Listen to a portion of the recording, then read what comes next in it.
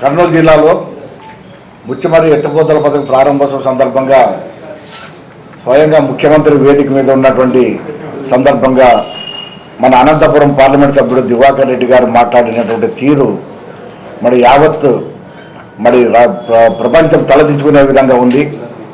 ఆయన యొక్క మాటల తీరు సభ్య సమాజం మరి రాజకీయ నాయకుల పట్ల ఏ విధంగా విభావం కలిగే రీతిలో ఆయన మాట్లాడినటువంటి మాటలు చూస్తే చాలా మరి అసహ్యమని కలుగుతుంది.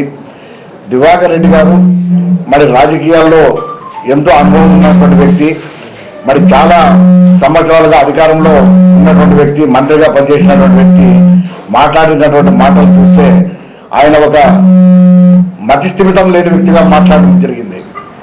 ఎందుకంటే గతంలో రాజశేఖర రెడ్డి గారు ముఖ్యమంత్రిగా ఉన్నప్పుడు అనేక రకమైనటువంటి ఇరిగేషన్ ప్రాజెక్టులు ప్రారంభించినటువంటి సందర్భంలో ఏ ఒక్కరోజు కూడా ఈ రాయలసీమకు జరుగుతున్నటువంటి అభివృద్ధి పట్ల కానీ, మరి ఏ పోలవరం ప్రాజెక్టుల పైన కానీ, మిగతా ఇరిగేషన్ ప్రాజెక్టుల పైన ప్రజలందరూ హర్షం వ్యక్తం చేస్తే మరి ఏ ఒక్కరోజు కూడా ఈయన మాట్లాడినటువంటి వ్యక్తి ఈరోజు చంద్రబాబు నాయుడు గారు మరి రాజశేఖర రెడ్డి గారు ప్రారంభించినటువంటి ప్రాజెక్టులను కొంత బాగా మిగిలినటువంటి పనులు పూర్తి చేసి ఆయనే గొప్ప చేసినాడని చెప్పేసిన విధంగా మాట్లాడడం హాస్యాస్పదం.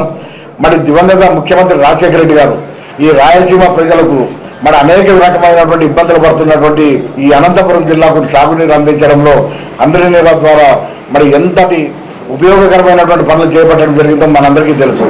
మరి అటువంటి వ్యక్తి మరి ఈరోజు ప్రతిపక్ష నాయకుడైనటువంటి జగన్మోహన్ రెడ్డి గారిని ఎంత అసభ్య పదజాలం వాడడం మనమందరం చూడడం జరిగింది. అంటే ఒక ప్రధాన ప్రతిపక్ష నాయకుడైనటువంటి గౌరవప్రదమైనటువంటి పదవిలో ఉన్నటువంటి వ్యక్తి పట్ల ఆయనకు ఉన్నటువంటి మరి విధానాన్ని చూస్తే ఆయన మరి రాజకీయ నాయకులు ఏ విధంగా ఉండాలో మరి ఆయన నేర్పించినట్లుగా మరి చంద్రబాబు నాయుడు గారు చెప్పడం జరుగుతుంది అనేటువంటి విషయాన్ని ఈ సందర్భంగా చెప్పక తప్పదు. మరి స్వయాన ముఖ్యమంత్రి ఉన్నటువంటి వేదిక పైన వచ్చే ఒక గౌరవ ప్రతిపక్ష నాయకుడిని మరి ఎంతటి హీనమైనటువంటి మాటలు మాట్లాడము, మరి సభ్య సమాజం మరి రాజకీయ నాయకుల పట్ల మరి అసహ్యభావం వ్యవహరించే విధంగా మాట్లాడడం జరిగింది. మరి దివాకర్ రెడ్డి గారి మతిస్థిమితం లేదా చంద్రబాబు నాయుడు గారి మరితో పనులు చేయించుకోవడానికి, ఆయన మెప్పులు పొందడానికి ఆయనతో మరి ఈ విధంగా మాట్లాడడం జరిగింది అని చెప్పేసి మరి యావత్ ప్రపంచం ఆశ్చర్యపోతుంది. మరి ఈరోజు మొన్నటి దాకా ఇదే దివాకర్ రెడ్డి గారు చంద్రబాబు నాయుడు గారిని ఈయన మహాత్ముడా, ఈయన చెప్తేనే ప్రజలు వస్తారా అని ఏ విధంగా మాట్లాడమో మనందరం కూడా చూడడం జరిగింది. అంటే చంద్రబాబు నాయుడుతో పని ఉన్నప్పుడు ఒక తీరు, పని దాటిన తర్వాత ఒక తీరుగా మాట్లాడే వ్యక్తి మరి దివాకర్ రెడ్డి అనేది అర్థమైంది ఈరోజు ప్రజలందరికీ. మరి ఈరోజు దివాకర్ రెడ్డి గారు ఏ విధంగా మరి కర్నూలుకు వెళ్ళి మాట్లాడాల్సిన అవసరం ఏం ఏర్పడిందో నాకైతే అర్థం కావడం లేదు. అంటే ఈరోజు కులం పట్ల ఒక పదవిలో ఉన్నటువంటి వ్యక్తి ఇలా కులాన్ని విమర్శించి మాట్లాడడం ఈరోజు రాయలసీమలో ఉన్నటువంటి రెడ్లే కాదు, యావత్ ప్రజలు కులానికి సంబంధించిన వాళ్ళు కూడా ఈరోజు బాధ వ్యక్తం చేస్తున్నారు. మరి ఈరోజు కులం మతం అని చెప్పి మరి రాజశేఖర రెడ్డి గారు మానవులే మతం, మానవతావాదే మతం అని చెప్పేసినటువంటి వ్యక్తి కుమారుని ఈ విధంగా మాట్లాడడం చాలా హాస్యాస్పదం. ఈరోజు దివాకర్ రెడ్డి గారు మాట్లాడినటువంటి మాటలు సభ్య సమాజం తలదించుకునే విధంగా ఉంది. దానికి స్వయాన ముఖ్యమంత్రి వెనక ఉండి మాట్లాడించినట్టుగా మనం అర్థం చేసుకోవచ్చు. మరి గతంలో చంద్రబాబు నాయుడు గారు మన అమరావతిలో ఏ విధంగా మాట్లాడాడో మనమంతా చూసాం. అంటే ఈరోజు చంద్రబాబు నాయుడు గారు మెప్పులు పొందడానికి, మరి ఏదైనా పనులు సాధించుకోవడానికి మరి చంద్రబాబు గారి సమక్షంలో ఆయన మాట్లాడినటువంటి మాటలు నిజంగా మరి ఈరోజు సభ్య సమాజం తలదించుకుంటుంది. దివాకర్ రెడ్డి గారికి నేను ఒకటి చెప్తున్నా, ఆయనకైతే మతిస్థిమితం లేదనేది చాలా స్పష్టంగా అర్థమైంది. ఎందుకంటే ఈరోజు అనంతపురంలో ఎన్నో రకాలైనటువంటి మాటలు మాట్లాడడం జరిగింది.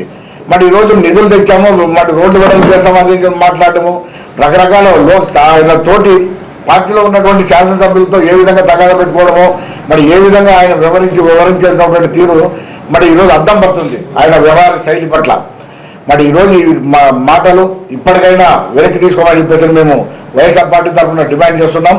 ఇదే విధానాన్ని కొనసాగిస్తే రాబోయే రోజుల్లో తీవ్రమైనటువంటి పరిణామాలు ఎదుర్కోవాల్సి వస్తుందనేటువంటి విషయాన్ని కూడా ఈ సందర్భంగా తెలియజేసుకుంటాం.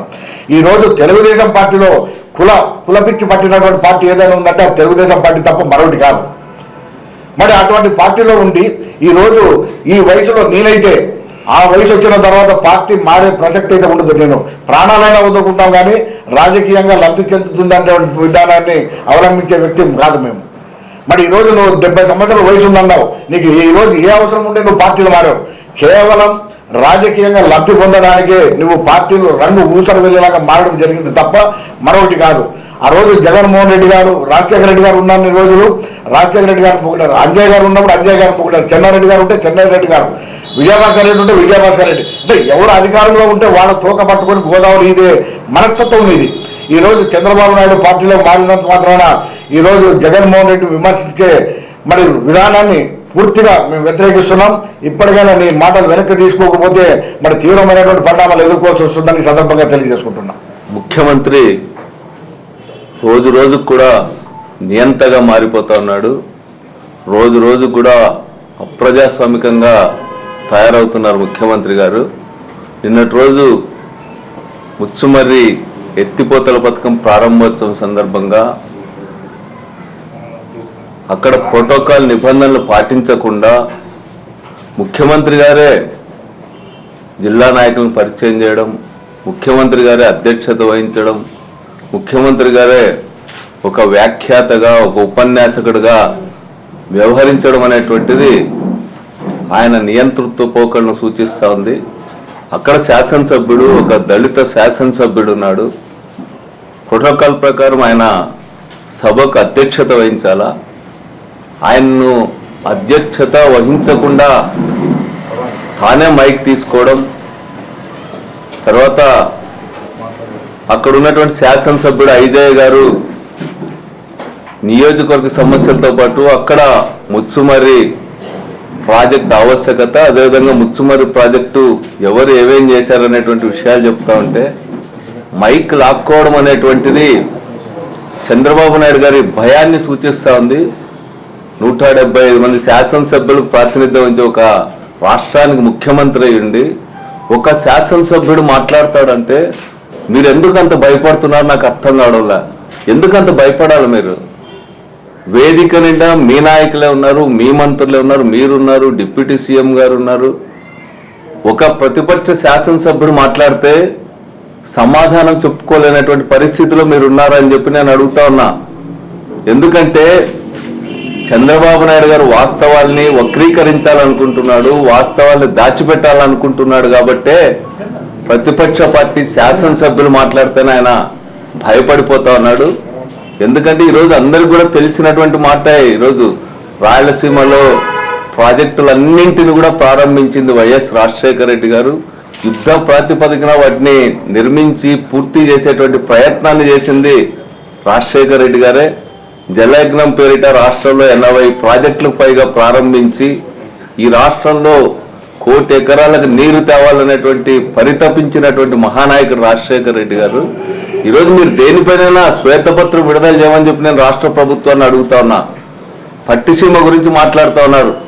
పోలవరం కుడి కాలువ మీరు తవ్వింది 34 కిలోమీటర్లు మాత్రమే, దాదాపు 140 కిలోమీటర్లు వైఎస్ రాజశేఖర రెడ్డి గారు తవ్వాడు. మీరు మీ గొప్పగా చెప్పుకుంటా ఉన్నారు.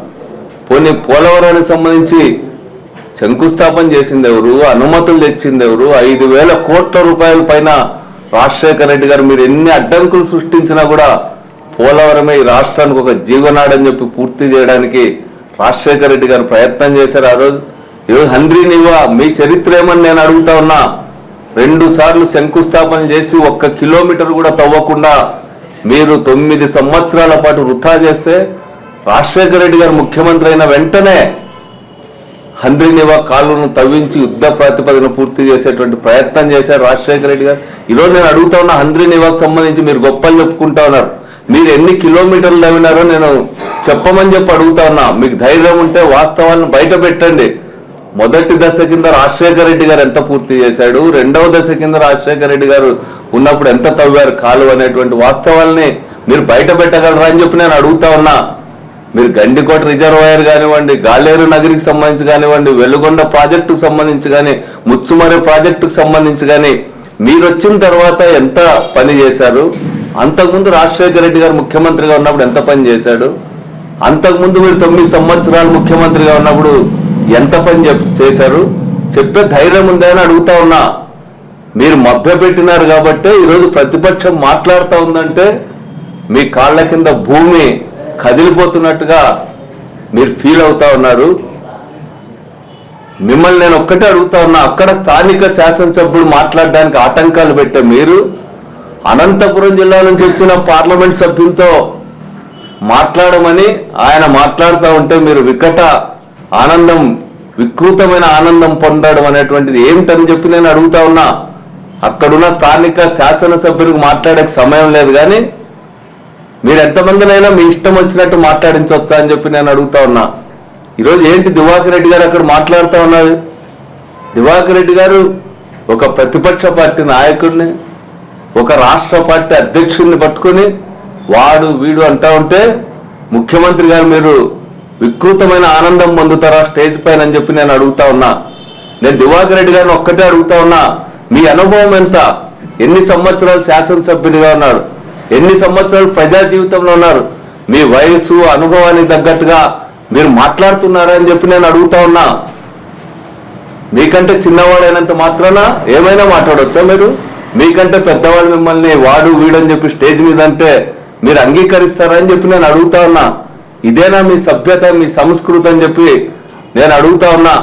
ఎవరినైనా తిట్టొచ్చు, కానీ సంస్కారం అనేటువంటిది అడ్డొస్తుంది కాబట్టే అన్ని విషయాలు మాట్లాడదలుచుకోలే. దివాకర్ రెడ్డి గారు మీ చంద్రబాబు నాయుడు గారిని పొగుడుకోండి. ఒకరోజు మహాత్ముడు అంటారు, మరొక రోజేమో మిమ్మల్ని చూసి ఓట్లు వస్తాయా, మమ్మల్ని చూసి ఓట్లు వస్తాయని చెప్పి అంటారు. ఇంకో రోజేమో తెలుగుదేశం పార్టీ కమ్మగజ్జి పట్టిందంటారు. ఇంకో రోజేమో రాయలసీమ రెడ్లంతా కులపిచ్చి ఉన్నటువంటి వాళ్ళు అంటారు. అసలు పిచ్చి పట్టిండేది వాళ్ళక మీకా అని చెప్పి నేను అడుగుతా ఉన్నా. గజ్జున్నది వాళ్ళక మీకా అని చెప్పి నేను అడుగుతా ఉన్నా. అసలు మీ మానసిక పరిస్థితి సరిగా ఉన్నట్లే చూయించుకోమని చెప్పి నేను కోరుతా ఉన్నా. మీరు చంద్రబాబు నాయుడు గారిని పొగుడుకోండి, కాళ్లకు మొక్కండి, ఆయన ఈ రాష్ట్రంలో ప్రాజెక్టులను నిర్మించినాడని చెప్పి చెప్పుకోండి, మాకేం అభ్యంతరం. కానీ మా నాయకుడిని మాట్లాడే హక్కు మీకు ఏముందని చెప్పి నేను అడుగుతా ఉన్నా. ఒక సీనియర్ నాయకుడిగా ఆ పదజాలం వాడటం అనేటువంటిది సరైనదేనా అని చెప్పి నేను అడుగుతా ఉన్నా. సమాజం వీటిని అంగీకరిస్తుందా అని చెప్పి ఒక్కసారి పునరాలోచించుకోమని చెప్తున్నా. మీ వయసుకు తగ్గట్టుగా, మీ అనుభవానికి తగ్గట్టుగా మాట్లాడటం నేర్చుకోండి అని చెప్పి నేను అడుగుతా ఉన్నా. ప్రాజెక్టులన్నీ ఆయనే కట్టాడు, ఆయన ఉంటే ఈ రాష్ట్రాన్ని బంగారు భవిష్యత్తు అంటారు. మీరు ఇంతకుముందంతా ఏం మాట్లాడారని చెప్పి నేను అడుగుతా ఉన్నా. 9 ఏళ్లు ముఖ్యమంత్రిగా ఉన్న చంద్రబాబు నాయుడు గారి నిర్వాహకం వల్ల ఈరోజు బ్రిజేష్ ట్రిబ్యునల్ తీర్పు సందర్భంగా మనం నష్టపోయిన మాట వాస్తవం కాదని చెప్పి నేను అడుగుతా ఉన్నా.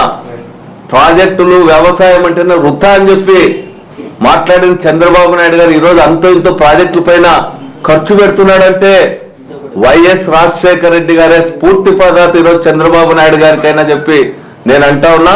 ఈ రోజు కూడా చంద్రబాబు నాయుడు గారు ప్రాజెక్టులో నీళ్లు తెచ్చే కంటే కూడా 21,000 కోట్ల రూపాయలు బడ్జెట్ లో ఖర్చు పెట్టాం ఈ ఇయర్లో అని చెప్పి చెప్తా ఉన్నారు.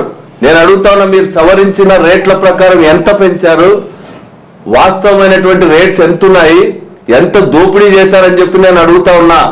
ఈరోజు దోపిడీకి మార్గంగా ఈ ప్రాజెక్టుల్ని ముఖ్యమంత్రి గారు ఎంచుకున్నారు. ఈరోజు పోలవరం ప్రాజెక్టు 16,000 కోట్ల నుంచి అమాంతంగా 42,000 కోట్ల రూపాయలకు పెరిగిపోతుంది. సెంటర్ కడతామంటే మేమే కడతామంటారు.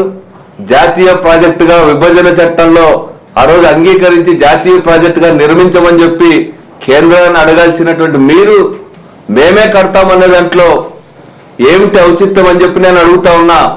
ఇప్పటికైనా సరే కేంద్ర ప్రభుత్వం పోలవరం ప్రాజెక్టుకు ఎంత ఇస్తామనేటువంటిది ఏమైనా చెప్పిందా అని నేను అడుగుతా ఉన్నా.